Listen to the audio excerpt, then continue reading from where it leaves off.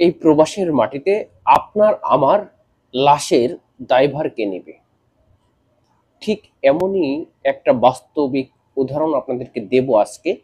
সেটি হলো, দেখুন, একজন প্রবাসী বিগত 6 মাস আগে সৌদি আরবে এসেছে, কিন্তু ভাইটি রোড অ্যাক্সিডেন্টে মারা গেছে।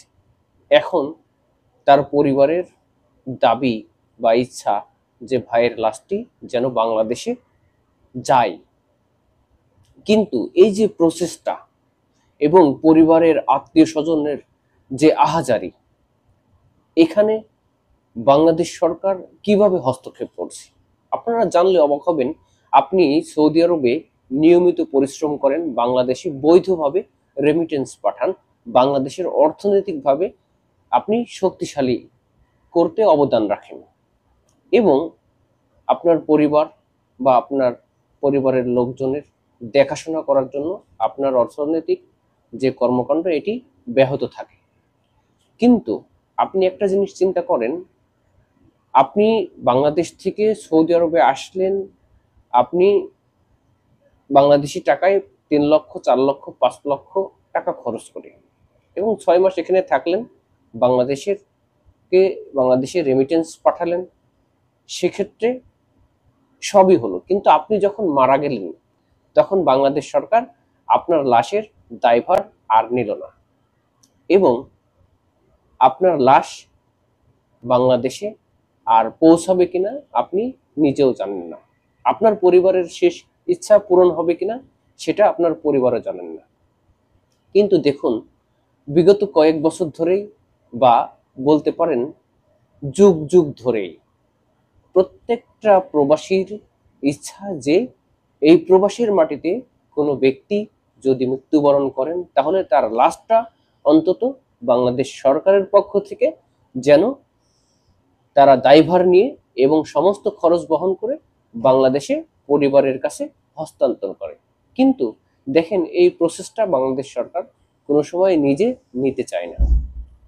আপনি জানেন, আপনি যদি সৌদি আরবে মারা যান, আপনার লাশ প্রসেস করে বাংলাদেশে পাঠাতে হলে মিনিমাম 10 থেকে 12 হাজার রিয়াল লাগবে, এবং সরকার যে প্রণোদনা দেয় না সেটা একদমই বলবো না, সরকার এখানে দেয় যখন আপনার লাশ বাংলাদেশে পৌঁছাবে, তার দাফন এর কিছু টাকা সরকার আপনাকে দিবে, এবং বাংলাদেশের সরকারের পক্ষ থেকে আপনাকে আপনার লাশ দাফনের জন্য 30,000 টাকা দেয়া হবে। দেখুন, একজন প্রবাসী যে 10 থেকে 12 হাজার রিয়াল খরচ করে বাংলাদেশের লাশ নিয়ে যাচ্ছে, আপনার কি একবারও মনে হয় যে তাদের এই 30,000 টাকা দাফনের থাকবে না? তারা কি এই 30,000 টাকার জন্য সেই লাশটাকে দাফন করতে পারবে না? অবশ্যই পারবে। কিন্তু এখানে বাংলাদেশ সরকারের একটা দায়বদ্ধতা থেকে যায়, কারণ প্রত্যেকটা প্রবাসী বৈধ চ্যানেলে নিয়মিত বিদেশের মাটিতে এসে বাংলাদেশকে অর্থনৈতিকভাবে শক্তিশালী করে। এই রেমিটেন্সের টাকার উপরেই বাংলাদেশ স্বনির্ভর হয়ে দাঁড়িয়ে আছে বর্তমানে। কিন্তু এসব প্রবাসী ভাইদের এই সুবিধাগুলো অবশ্যই অতি দ্রুত বাংলাদেশ সরকারকে দিতে হবে।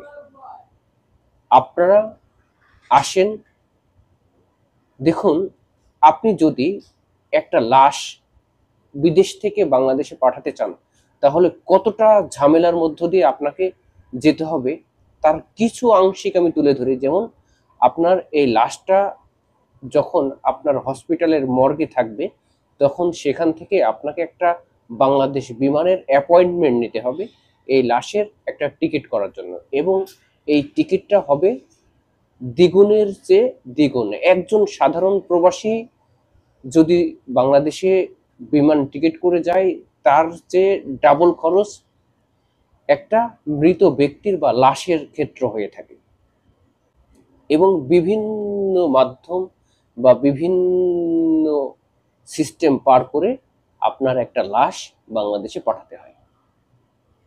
তাহলে বাংলাদেশের যে বৈধ নাগরিক যারা বিদেশে আছে, তারা কি সারা জীবন সমস্ত কিছু ত্যাগ করে যদি মৃতদেহটা তার বাংলাদেশে না যায়, তাহলে তার প্রবাস জীবনের কতটুকু নিরাপত্তা দিচ্ছে বাংলাদেশ সরকার? অনেক অনেক প্রবাসীর চাওয়া যে অন্তত এই প্রবাসের মাটিতে যদি সে মারা যায়, তার লাশটা যেন পরিবারের কাছে হস্তান্তর করে। সুতরাং আসুন আমরা বাংলাদেশ সরকারকে আরেকবারও আমরা সবাই প্রবাসীদের পক্ষ থেকে অনুরোধ জানাবো যে অন্তত প্রবাসীদের লাশটা যাতে বাংলাদেশে পৌঁছানোর ব্যবস্থা এবং সমস্ত কার্যপ্রক্রিয়া বাংলাদেশ সরকার নিজে দায়িত্ব নিয়ে এই প্রসেসগুলো করে, এবং এই সমস্ত খরচ বাংলাদেশ সরকারকেই বহন করা লাগবে। ধন্যবাদ সবাই।